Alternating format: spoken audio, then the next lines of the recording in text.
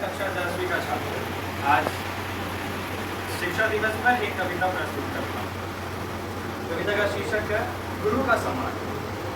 ज्ञान की धारा जो बहाते हैं, अंधकार में रोशनी लाते हैं, जीवन की राहों को सरल बनाते हैं, वो गुरु ही है जो हमें जीवन सिखाते हैं। हर शब्द में उनके दादाजी के साथ धान के खेत में बैठना, धान का बिचड़ा उखाड़ना और दादाजी के द्वारा बहुत सारा मैथ पूछना। मैं और मेरा एक चचेरा भाई, अक्सर उनको दोनों शास्त्र आते हैं, नवीन मामा मेरा, और दादाजी हम लोग धान के खेत में पानी में भीगा हुआ बैठे रहते थे और दादाजी हम लोग से उस जमाने के मैथ पूछा करते थे। तो वो मैथ सब याद नहीं है, लेकिन एक कहावत उन्होंने पूछा था वो याद है आज भी। हे हरिहार आहार सुता, विनय करहु कर जोड़ी, कलही पति के प्रथम पुत्र से दरस करावो मोरी। बताओ इसका अर्थ क्या होता है? बाबा पूछे हम लोग से, चौथा या पांचवा क्लास में रहते, कुछ समझ में नहीं आया। फिर बाबा बोले हे हरिहार, हरि अर्थात शंकर भगवान, हे हार अर्थात नाग, हे आहार मतलब वायु, हे पुत्र अर्थात हनुमान जी। हे हरिहार आहार सुता, हे हनुमान जी विनय करहु कर जोड़ी, हाथ जोड़कर आपसे विनती कर रही हूँ। सीता माता कहती है कलही पति के प्रथम पुत्र से, कलही पति कहती जिनके कारण राम जी का वनवास हुआ, उनके पति दशरथ जी के प्रथम पुत्र अर्थात राम जी से दरस करावो।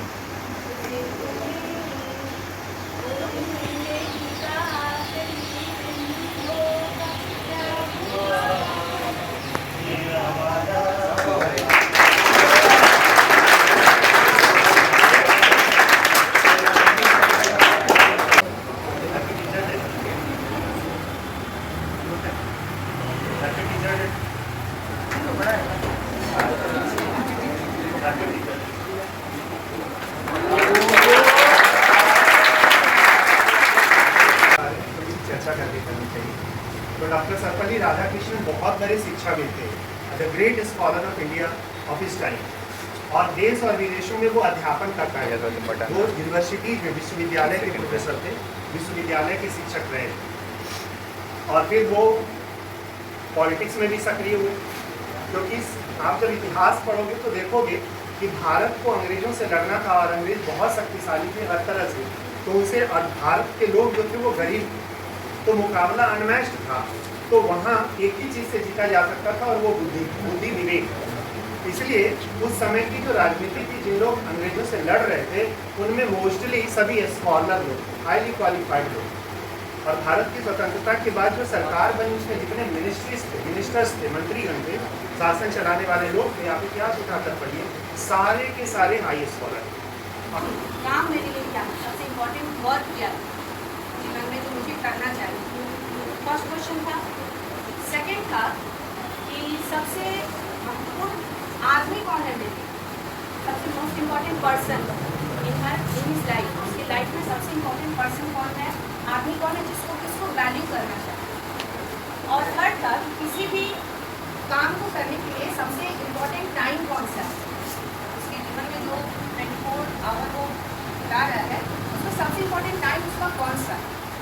तो वो इस 3 क्वेश्चन उसके मन में आता है कि अगर इन 3 क्वेश्चन का आंसर उसको पता चल जाए, क्या क्या हो गया, महत्वपूर्ण काम, अगर ये चीज़ उसको पता चल जाए तो शायद वो जीवन में कभी भी फेल नहीं होगा। तो फिर वो कैसे, तो बोले कि हाँ तुम्हें तुम्हारे तीनों प्रश्नों का उत्तर मिल चुका है।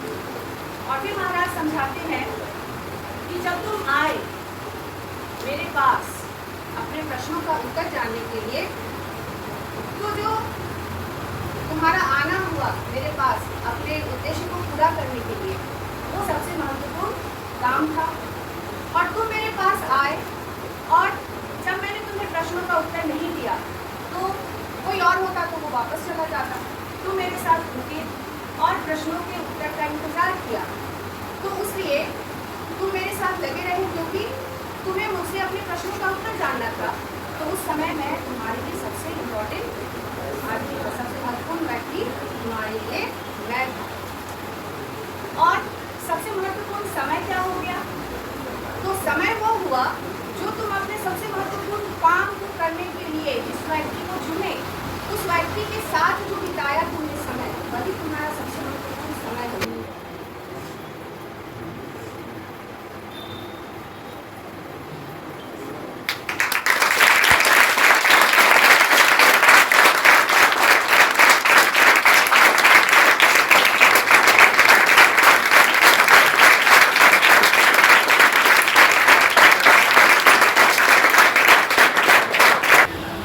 First and foremost, very thank you and heartfelt thank you for our respected ma'am and sir for celebrating. नित्यं वरदे कामरूपिणे विद्यारं सरस्करिष्यामि सिद्धिर्भवतु मे सदा लक्ष्मीना। सिखा दे, आप भी आपसे पहचान करा दे, शराब से हीरे की तरह हमको दुनिया के रास्तों पे चलना सिखा दे, कर दे कायाकल्प को हमारा, सच और झूठ से पहचान करा दे, हमेशा दिखाए सच्चा मार्ग को हमें एक अच्छा इंसान बना दे, मुश्किलों से लड़कर आगे बढ़ जाए हमें वो इतना समझदार बना दे, बताए वो हमें जीत जाना ही सब कुछ नहीं, हार कर जीत जाने का हुनर सिखा दे, गुरु वही जो शानदार सा प्रोग्राम आपके नाम करते हैं।